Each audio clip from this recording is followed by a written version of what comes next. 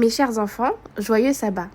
Notre histoire du jour s'est passée quelque part dans la division de l'Asie du Sud. Cette histoire a pour titre « Dieu n'oublie jamais ses enfants ». Je vous invite à ouvrir vos Bibles dans Ésaïe chapitre 49, le verset 16.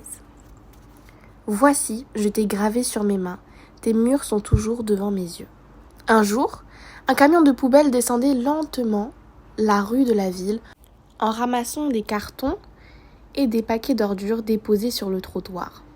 Lorsque les hommes sont arrivés devant une grande pile de vieux journaux, ils se sont penchés pour les ramasser. Alors que l'un d'entre eux s'apprêtait à jeter ses paquets dans le camion, il a senti un léger mouvement à l'intérieur d'un paquet. Rapidement, il l'a posé sur l'herbe et a défait le carton. Devinez ce qu'il y avait à l'intérieur de ce paquet. Une toute petite fille vêtue d'une délicate robe et d'un pull rose. « Mais qui a pu faire une chose pareille ?» se demanda l'un d'eux. « Abandonner une si belle petite fille ?» L'un de ses compagnons lui répondit. « Tu ne le sauras jamais, c'est sûr. » Ils étaient tous choqués et attristés de trouver là une petite fille qui n'était pas désirée ni par sa mère, ni par son père.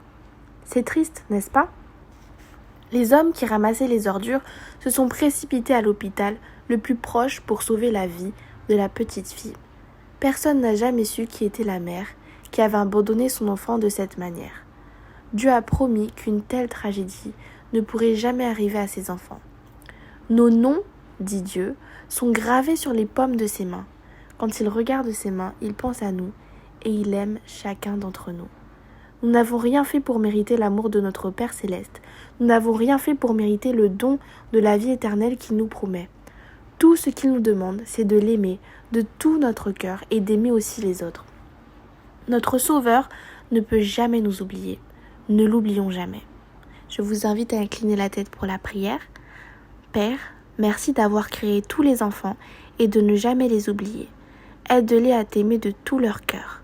Amen. Je vous dis à bientôt pour une prochaine histoire.